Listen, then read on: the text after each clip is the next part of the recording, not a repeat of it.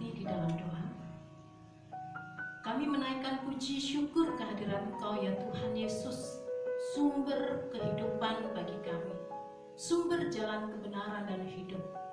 Kepadamu saja kami percaya, kepada Engkau saja kami meletakkan dasar iman kami. Karena kami percaya kehidupan kami Tuhan yang pegang, Tuhan yang pelihara, Tuhan yang memberkati. Berbicaralah lewat firman Tuhan. Dalam nama Yesus kami berdoa. Amin. Shalom. Firman Tuhan yang kita renungkan pada minggu ini diambil dari kitab Injil Matius pasal 13 ayat 24 sampai 26 dan pasal 13 ayat 36 sampai 43. Perumpamaan tentang lalang di antara gandum. Jemaat Tuhan, saudara-saudari yang terkasih dalam nama Tuhan Yesus Kristus, di Indonesia terkenal dengan padi.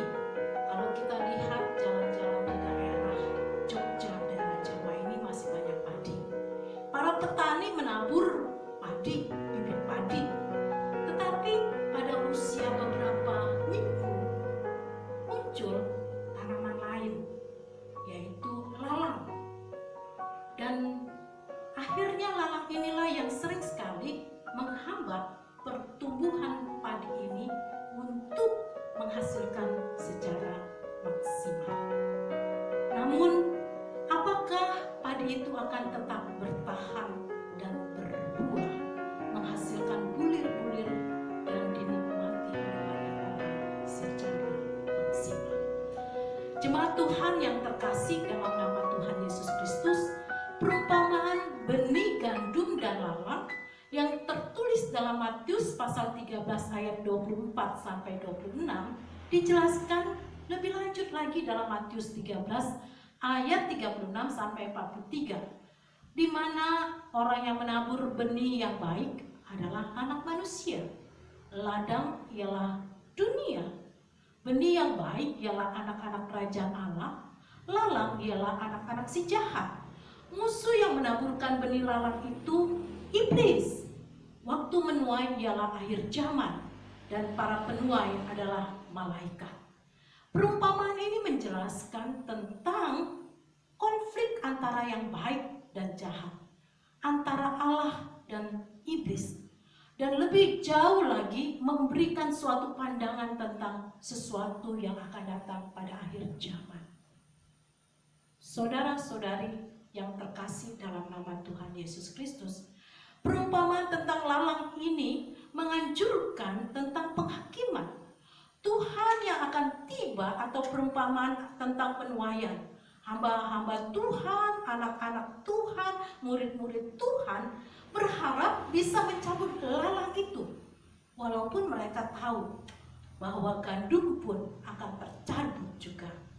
Tetapi di sisi sang petani menunggu sampai saat panen tiba untuk memisahkan lalang dari gandum.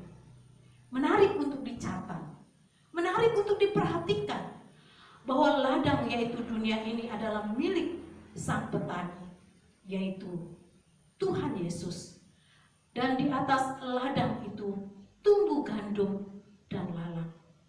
Di masa dimanapun manusia tinggal di bumi ini, dia akan menemukan dirinya berada di atas milik Tuhan Yesus. Manusia punya dua pilihan, menjadi gandum atau lalang. Manusia bisa menjadi anak kerajaan Allah atau menjadi anak si jahat. Keduanya menjadi dewasa sampai sang petani mengirimkan para penuai di ladang. Ketika akhir zaman tiba, para penuai yaitu malaikat Allah akan memisahkan yang baik dari yang jahat. Di dalam konflik antara Allah dan setan, setan kalah. Dan benih setan, segala sesuatu yang menyebabkan dosa, dan mereka yang berbuat jahat akan dicabut dan dicampakkan di depan, di dalam dapur api. Sebaliknya, anak-anak kerajaan Allah, orang-orang benar, akan bercahaya seperti matahari di dalam kerajaan Bapaknya dan diberkati. Perumpamaan ini memberikan kesan bahwa ada dua jenis orang di dunia, yang baik dan yang jahat. Alkitab tidak mengajarkan bahwa Allah menciptakan orang yang baik dan setan menciptakan orang yang jahat. Allah menciptakan manusia, mereka adalah pekerjaan tangannya. Dan Tuhan melahirkan kembali mereka yang telah dipilihnya melalui karya Roh Kudus yang penuh kasih karunia. Sedangkan orang-orang jahat yang telah dirusak oleh setan atau iblis sejak dulu sampai sekarang pun digunakan oleh setan atau iblis untuk mempengaruhi umat Allah yang telah dilahirkan kembali, meskipun mereka yang jahat diciptakan oleh Allah. Allah juga dalam perumpamaan di atas, mereka ini adalah lalang di antara gandum, dan keduanya bertumbuh berdampingan sampai waktu penuaian tiba. Jemaat Tuhan yang terkasih dalam nama Tuhan Yesus Kristus, kita bisa melihat di dalam Yakobus pasal 5 ayat 8 sampai 9 demikian.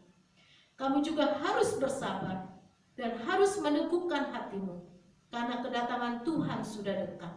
Saudara-saudara, janganlah kamu bersungut-sungut dan saling mempersalahkan, supaya kamu jangan dihukum. Sesungguhnya hakim telah berdiri di ambang pintu.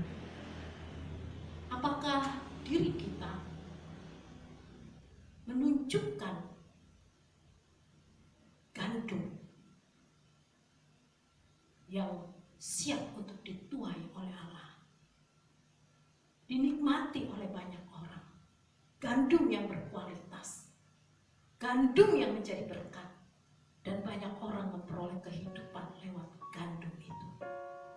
Apakah di dalam hidup kita gambarannya seperti lalang yang merusak, yang menghancurkan, yang mengecewakan, yang membuat orang lain frustasi?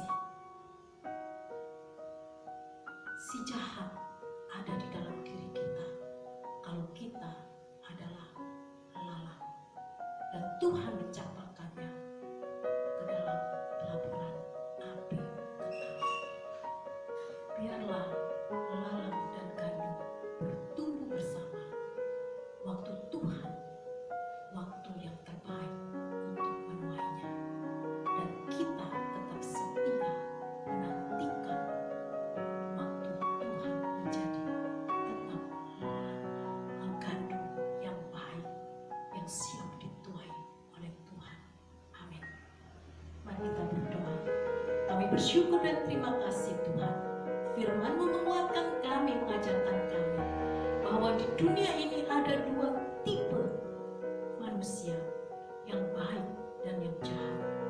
Tuhan semua menciptakan manusia, namun keputusan manusia kembali kepada dirinya, mengikut Tuhan atau mengikut kuasa si jahat. Tuhan, ampuni kami jikalau kami tidak setia di dalam Tuhan. Ajar kami untuk bertobat dan kembali